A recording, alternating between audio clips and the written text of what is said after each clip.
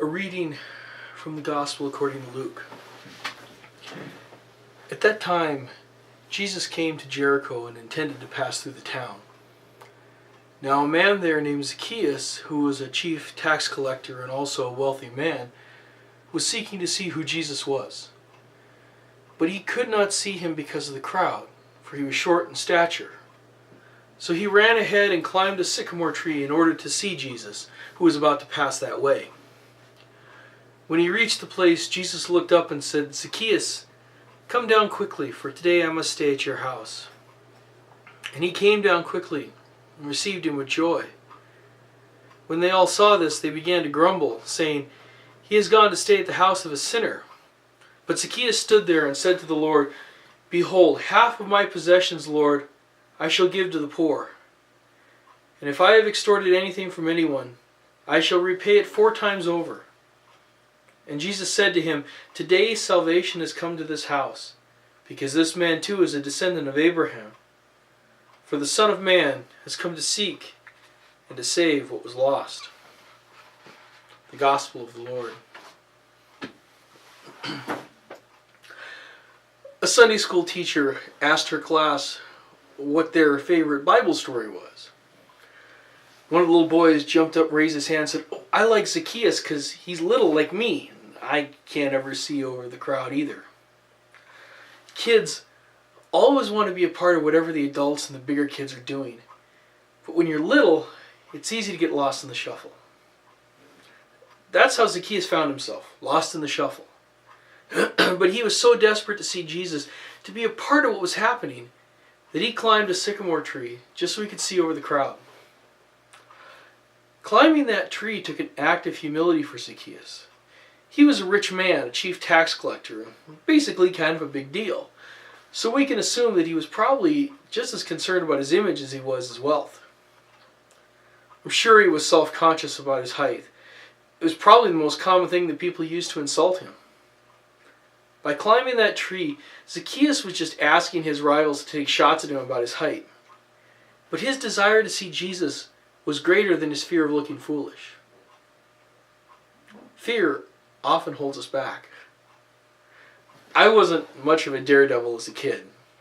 My mother was always worried I was going to get hurt, so I basically grew up bundled up in packing foam and bubble wrap. I did not climb trees as a kid. I was always afraid I was going to fall and break my neck. I did, however, desperately want a tree house. I tried to build one once, but I gave up after only one attempt. I was just too afraid of falling out of the tree. I let my fear of falling paralyze me, and I never got my tree house.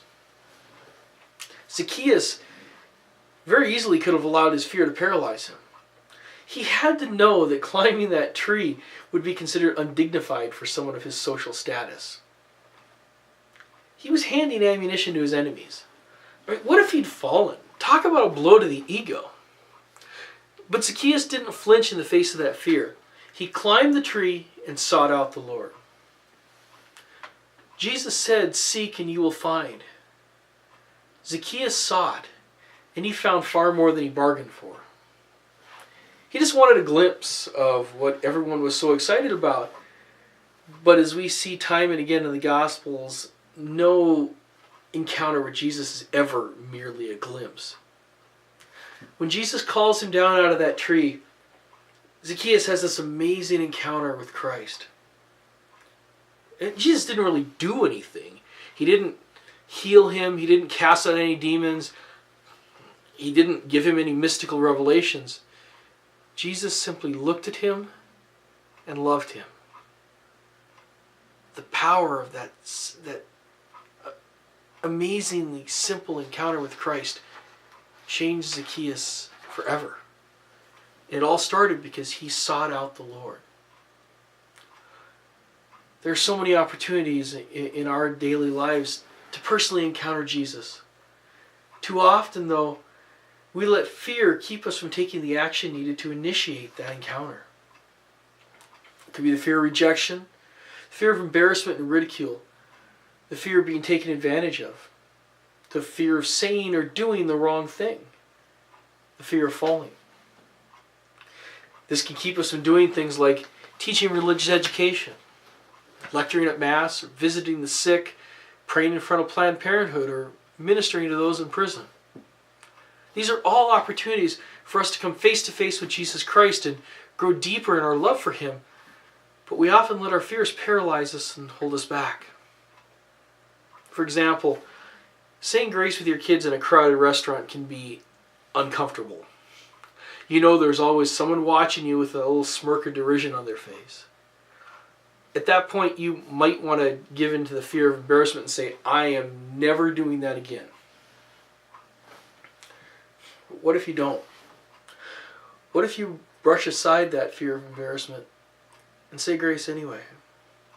You might have that encounter where someone you've never met before comes up to you and tells you how much joy it brought to their heart to see your family praying together before a meal.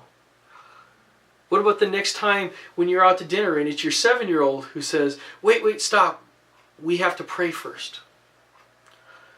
What about if the waitress comes up to your table and rather than interrupting or just going to another table, she stops and bows her head and prays along with you? In those moments, your fear of embarrassment just fades away because there is no doubt that Jesus is present there in that moment with you. It's a scary thing to make ourselves vulnerable like that, but it is only by that vulnerability that we can open ourselves up to Jesus. If we don't open up, then the power of that encounter can't penetrate us and change us. Zacchaeus made himself vulnerable to the scorn of his enemies, and they did heap on the ridicule. But he didn't care. The encounter with Jesus was so powerful that the embarrassment faded away. Rather than close himself off and say, I'm never doing that again, Zacchaeus doubled down and opened up even further. He said, maybe they're right. Maybe my wealth was acquired sinfully. I'll give half of everything I own to the poor. They think I've cheated them? I'll repay them. In fact, I'll give them back more than they took. Zacchaeus wasn't just attempting to justify himself through an act of restitution. These were the fruits of a sincere conversion of heart. He said, let them be right. I don't care anymore about my wealth, my image. All I desire in this life, Lord, is you. St. John of the Cross said you have to find the center of your deepest longing. Zacchaeus found his center in Jesus Christ. And after that, nothing else mattered. He conquered the most common fear which keeps us from seeking out God. The fear of accepting our own flaws. Jesus came to find that which was lost. He came to seek sinners and make us saints. He already knows the truth in our hearts. He's well aware of our flaws. But we can't be truly open and honest with Him until we can be honest with ourselves. That's the only way we can experience any kind of true conversion. Zacchaeus was honest with himself twice. First, he acknowledged the fact that he was too short to see over that crowd. He put aside his fear of embarrassment, climbed the tree, so that he could see Jesus. He humbled himself. Second, when he was confronted with his own sinfulness and greed, Zacchaeus conquered his fear of shame and was honest with Jesus and himself.